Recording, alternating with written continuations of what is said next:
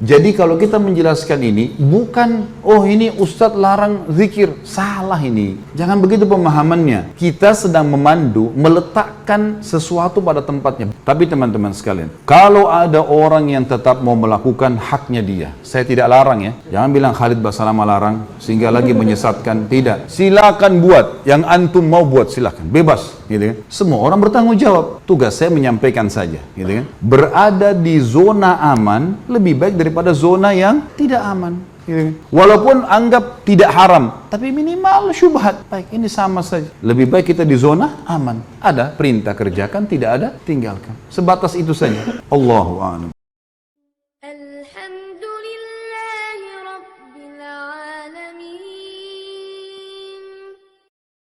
Semoga Ustaz Khalid sekeluarga dan kita semua di sini dilindungi Allah dan diberkahi Azza wa Jalla. Amin.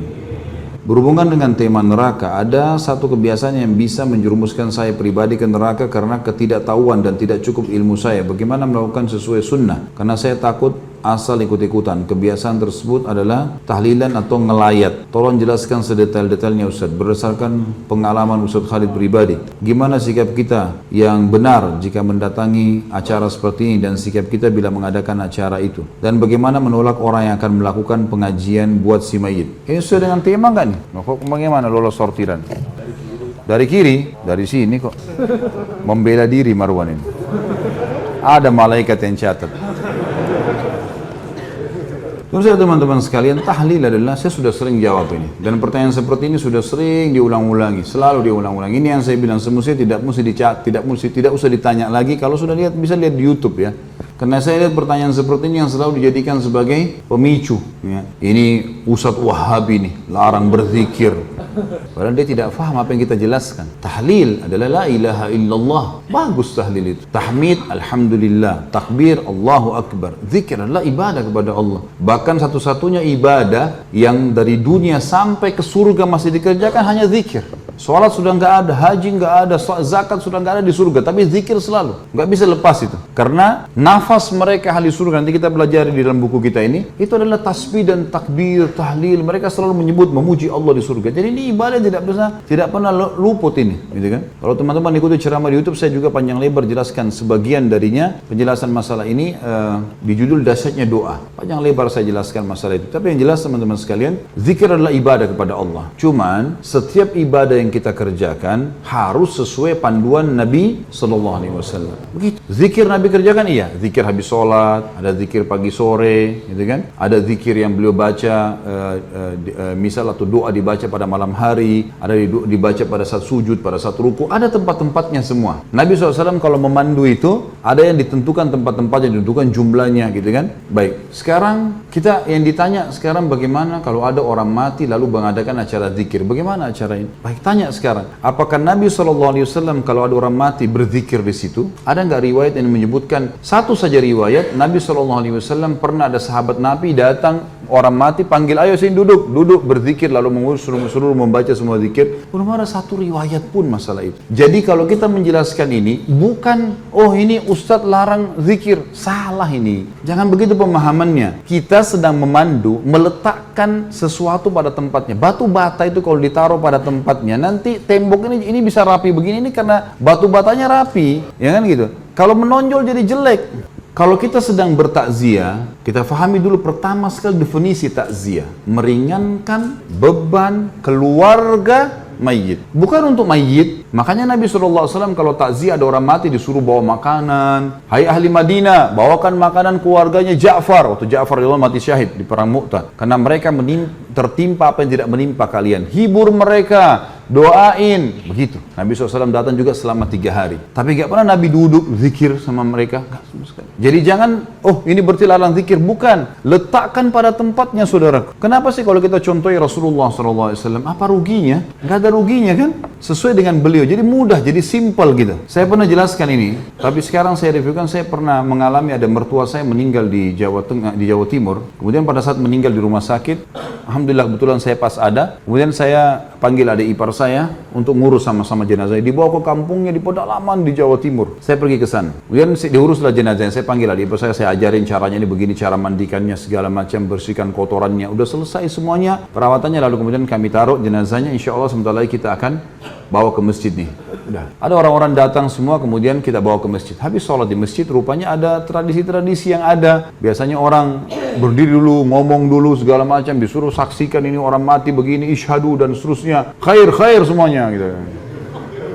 Baiklah, ini waktu orang mertua saya meninggal tidak pernah kita buat gitu. Habis dia disolati, sudah jemaah sekalian sudah disolati, kita bawa ke masjid. Nabi SAW dalam riwayat dikatakan solati sahabat langsung sahabat berlumba-lumba memikul jenazah itu. Segera. Lalu kata Nabi SAW, kalau di punggung kalian orang saleh, maka dia, si jenazah itu, ruhnya akan berkata, sungguh gembira, kalian akan membawa dia ke satu tempat yang senang, menyenangkan. Lalu kalau dia orang buruk, maka itu seburuk-buruk yang ada di pundak kalian. Karena dia akan berkata, kemana kalian akan membawanya, sungguh celakalah dia. Begitu seterusnya, sampai dibawa ke kuburan. Lalu Nabi SAW menurunkan jenazah, dan diturunkan jenazah ini, diturunkan, kemudian mereka naik, lalu kemudian ditutup. Itu sunnah Nabi SAW. Maka saya lakukan seperti sunnah ini. Jadi nggak ada lagi dibuka kupingnya, diazanin, panggil anaknya azan, kena azan untuk sholat. Gitu kan? Nggak ada hubungannya sama orang mati. Allah mengatakan, innaka la tusmi'u man fil kubur. Kau tidak akan bisa memperdengarkan orang yang di kuburan, hai Muhammad. Selesai orang mati, mau diazanin untuk apa gitu? Ada yang lebih unik, ngajak bicara orang mati itu.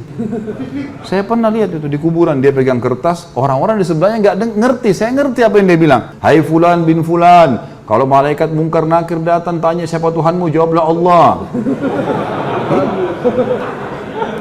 Kalau antum ada orang meninggal, antum ikut, antum lihat dia pegang kertas, itu dia ngomong sama orang mati biasanya. Kalau datang tanya siapa nabimu, bilang Muhammad SAW. Kalau datang tanya agama, bilang Islam. Jadi dia memandu orang mati. Apa yang mau dipandu ini? Waktu masih hidup ajar gitu, jangan lagi mati. Baiklah, kita turunin jenazah itu, ditutup, lalu saya naik sama ipar saya, sama satu orang lagi bantu, setelah kami keluar ditutup. Rupanya saya nggak tahu, di situ ada beberapa teman-teman kiai yang hadir. Kemudian setelah itu saya jalankan sunnah Nabi SAW. Apa sunnah Nabi? Nabi SAW waktu pernah mengubur sahabatnya, jenazah sahabatnya, langsung beliau berceramah tentang proses orang mukmin kalau ruhnya mati, maka akan datang 3 malaikat, di kiri kanannya malaikat rahmah, membawakan kafan dari surga, malaikat maut dibunuh-bunuh kepalanya mengatakan, hai jiwa yang baik, keluarlah kepada pengampunan Tuhanmu. Lalu ruhnya keluar lebih mudah daripada air dari mulut kendi. Terus saja saya sampaikan, sampai saya sadari, ipar saya menangis, dan orang-orang banyak yang nangis, karena riwayatnya panjang itu, tentang ruh orang beriman keluar, kemudian mengeluarkan bau lebih wangi dari bau kasturi, naik ke langit, semua malaikat menyambut ruh itu. Kemudian terdengar Allah mengatakan, catatkan hambaku ini termasuk penghuni surga, kembalikan dia di dunia, di sana saya ciptakan, di sana pula saya bangkitkan. Lalu diantar ruhnya bersamaan jasadnya dimasukkan oleh kerabatnya. 3 langkah mereka jalan, masih terdengar suara sendalnya. Kemudian barulah datang malaikat mendudukkan dia, tanya siapa Tuhanmu, siapa nabimu, apa kitabmu. Kalau dia orang mukmin, kata Nabi SAW, dia akan menjawab, yuthabbitullahu alladhina amanu bil qawli tsabit fil hayatid dunya wa fil akhirah. Allah akan menetapkan lisan orang-orang beriman untuk menjawab di dunia dan di akhirat. Kata ulama tafsir, di dunia maksudnya adalah kalau ditanya kenapa kamu sholat, kenapa kamu puasa, kenapa kamu haji, kalau dia belajar wahyu dia bisa punya jawaban, gitu kan? Di akhirat maksudnya di kuburan. Kata Ibnu Abbas radhiyallahu anhuma dalam tafsir,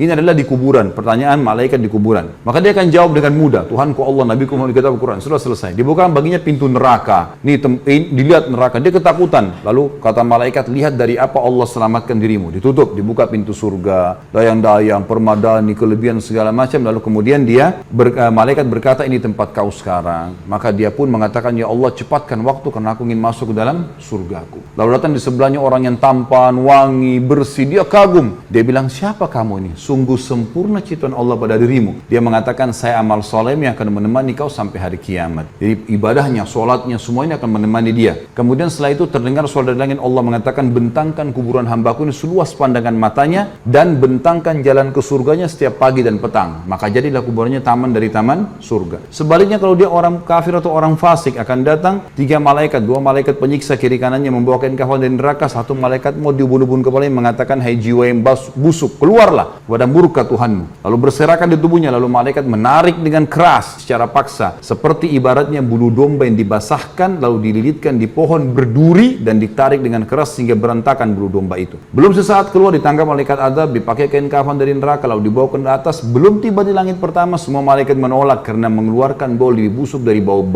bangkai. Wa na'udzubillah. Lalu terdengar suara dari langit, Allah mengatakan, catatkan hambaku ini termasuk penghuni neraka. Kembalikan di dunia, karena saya di sana saya ciptakan, di sana saya akan bangkitkan. Lalu diantarlah bersama dengan jenazahnya diantar oleh kerabatnya. 3 langkah dia masih dengar, setelah itu telapak kaki mereka. Setelah itu malaikat lain datang di kuburan mengatakan, mendudukkan dia, tanya siapa nabimu, siapa Tuhanmu, siapa nabimu, apa kitabmu. Dia tidak bisa jawab, dia hanya mengatakan atau apa ya gitu. Saya cuma ikut-ikut dulu orang bilang gitu. Walaupun dia orang muslim tapi banyak dosanya, tidak sempat tobat begitu. Lalu dibukakan baginya pintu surga, dia kagum tercium bau yang wangi. Lalu malaikat bilang, lihat dari apa kamu haramkan dirimu. Kamu bisa di sini tinggal sholat, tinggal puasa, tinggal patuh, selesai gitu kan. Masuk sini, tapi ditutup sekarang. Ini tempat kau sekarang, neraka dibuka dengan siksaannya segala macam. Maka dia berdoa mengatakan, ya Allah jangan kau cepatkan waktu karena aku tidak ingin masuk ke dalam nerakaku. Lalu datang di sebelahnya orang yang buruk tampangnya, baunya busuk, menakutkan. Dia bilang, pergi kamu. Siapa kamu? Sungguh buruk ciptaan Allah pada dirimu. Maka dia mengatakan, saya amal buruknya akan menemani kau sampai hari kiamat. Kemudian datanglah malaikat yang tidak punya pendengaran dan penglihatan. Ini Allahu alam, Allah lebih tahu maknanya, tapi kita imani gitu kan. Membawa sebuah besi yang kalau seluruh jin dan manusia bersatu untuk membalikkan, mereka tidak akan mampu.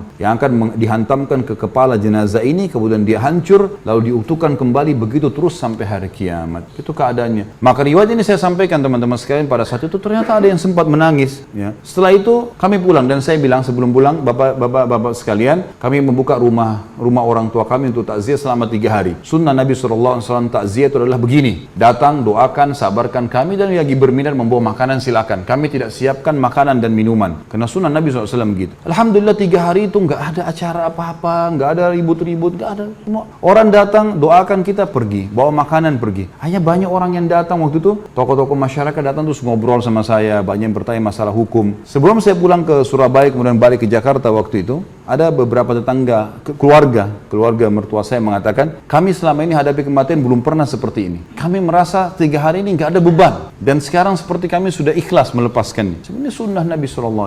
Tapi teman-teman sekalian, kalau ada orang yang tetap mau melakukan haknya dia, saya tidak larang ya. Jangan bilang Khalid Basalamah larang sehingga lagi menyesatkan. Tidak, silakan buat yang antum mau buat, silakan, bebas gitu kan. Semua orang bertanggung jawab. Tugas saya menyampaikan saja gitu kan. Berada di zona aman lebih baik daripada zona yang tidak aman gitu kan. Walaupun anggap tidak haram, tapi minimal syubhat. Baik, ini sama saja. Lebih baik kita di zona aman. Ada perintah kerjakan, tidak ada tinggalkan. Sebatas itu saja.